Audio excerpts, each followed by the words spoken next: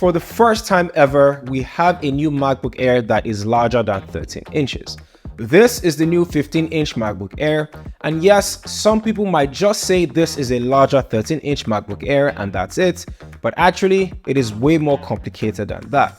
It has quite a lot of changes from the 13-inch model that you should probably know about if you're still debating which one to buy.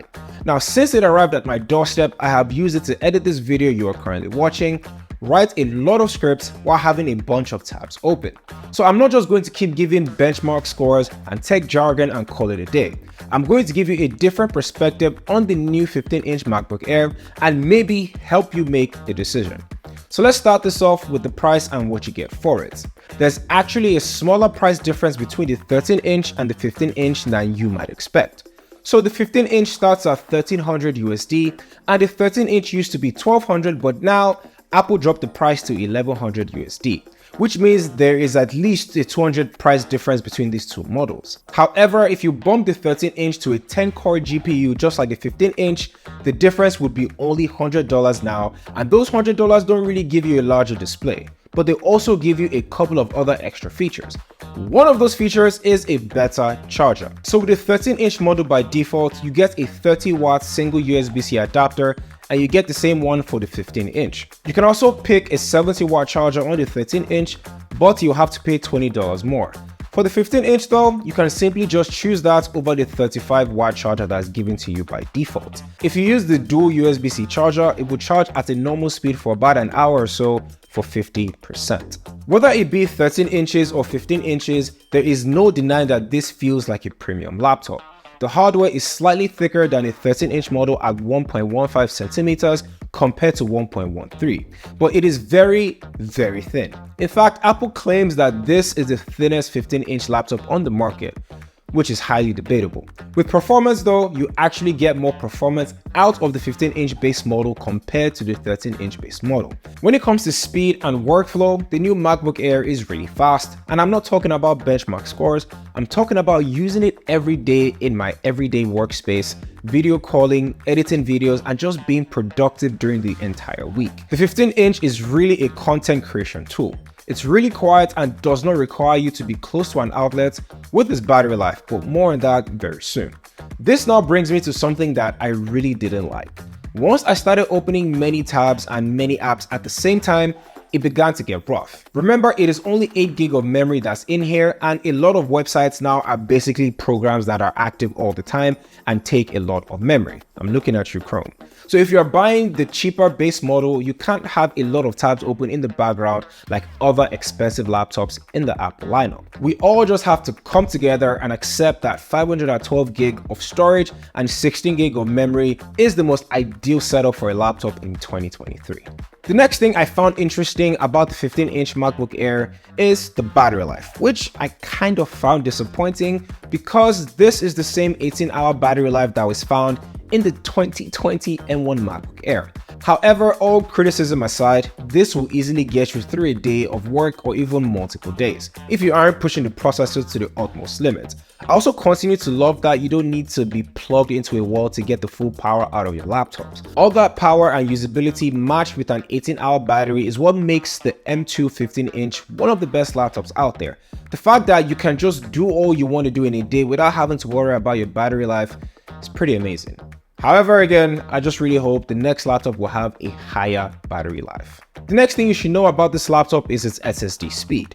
For $1,300, you get an 8-core M2 processor, 8 GB of unified memory, and 256 GB of SSD.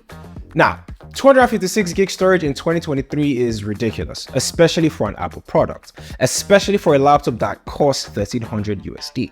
Now, having 250 gigs of storage means if you're using this for a Core 9 to 5 or as a content creator, you will need to carry around a hard drive to accommodate for the lack of space. Now, on a laptop that has 250 gigs of storage, you only get about 225 as opposed to 256 because the operating system takes about 20 to 25 gig on its own. The crazy part is if you want to bump this storage up to 512 on the 15-inch, it's about $200 more expensive, which begs the question, why spend so much money on this laptop at all? The display is probably one of the best upgrades from the M1 or the M2. Now, it's not exactly the biggest upgrade, but it's noticeable.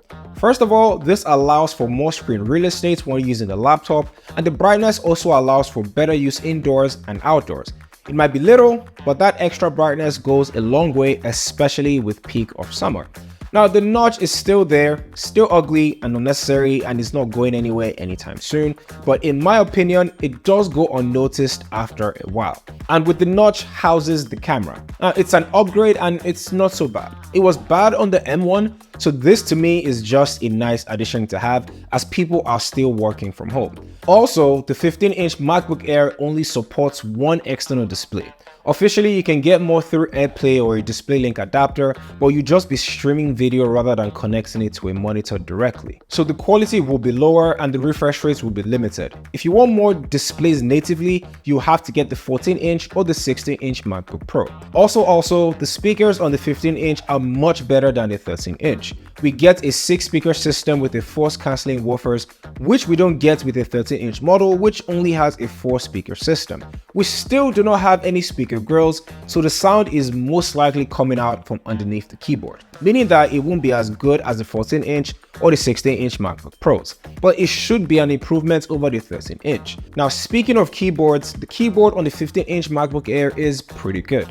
Now, while that may seem trivial to some people, to me, the keyboard is one of the most imperative features when choosing a laptop, especially as a content creator.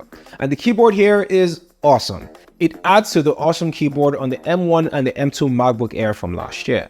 I have written a few scripts with this already and also on my iMac, and I will say I sort of prefer this laptop to write my scripts because it is very easy to get into a typing rhythm, and once you start, that is the most important function if I'm being honest. Now, the Bluetooth keyboard on my iMac is pretty good, but it does take me a while before I get into that rhythm. So who is this 15-inch MacBook Air for? Well, it's for people who want a super portable 15-inch laptop with an amazing performance and great battery life. The 14-inch MacBook Pro is better in my opinion. It is a better deal if you don't mind the thicker body and the extra weight. Or you can just wait for it to be on Apple refurbished, or you can just wait for Black Friday, which is a couple of months away. Either way, the 15-inch MacBook Air is a pretty good deal. And PS, don't buy the midnight blue. The fingerprints are disgustingly annoying. Anyway, thank you guys for watching this video, and if you like what you saw, make sure you comment down below and let me know. If you found any value, make sure you like this video and subscribe to the channel. My name is KJLS, and I will catch you guys in the next one where I talk all things tech.